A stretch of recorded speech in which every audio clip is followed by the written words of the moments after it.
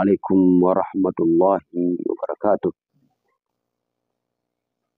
الحمد لله الذي تحمد حمدا كثيرا ليس يحصى عددا، كليم موسى ومصطفى محمدا، وأنزل الفرقان نورا والهدى. قول القديم لا يزول الأبدا على قلوب العارفين سرمدا.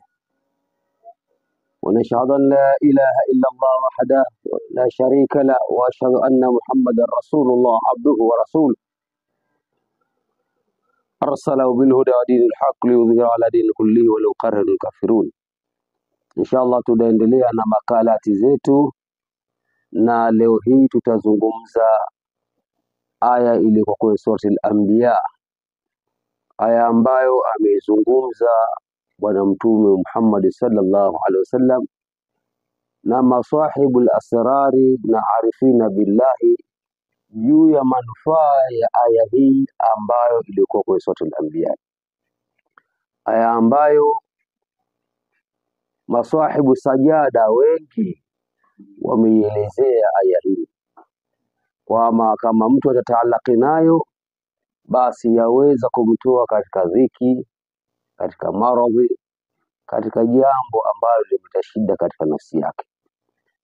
Na aya hiyo amesema Allah subhanahu wa ta'ala, wa thanun idh dhahaba mughadiba fadhanna an lan yaqdir alayhi fanada fi dhulumati an la ilaha illa anta subhanaka inni kuntu minadh dhalimin. Wa thanun idh dhahaba mughadiba fadhanna an lan yaqdir alayhi fanada fi dhulumati an la ilaha illa anta subhanaka inni kuntu minadh dhalimin. Aya hii baadhi ya arifina billahi wameizungumza kwamba kama mwanadamu atakuwa ameshikika, mambo yake yameharibika, shughuli zake zimekuwa shakala bagala, zinakwenda seke mnege, basi afanye uradi huu kila baada ya swala mara 41. Kila baada ya swala, assalamu alaykum warahmatullah, aanze wa thanuni dhahaba mughadiba.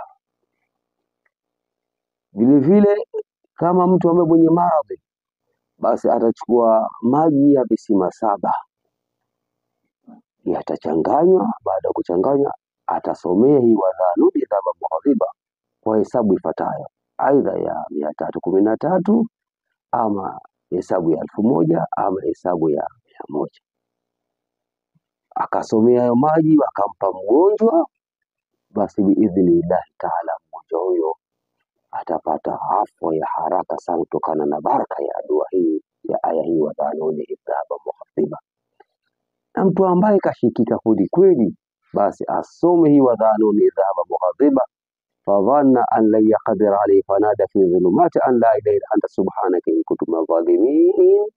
Asome mara 1000 kwenye kikao kimoja, basi hawezi kuinuka kwenye kikao hicho isipokuwa Mwenyezi Mungu atamfanyia wepesi inshallah. Wabillahi tawfiq.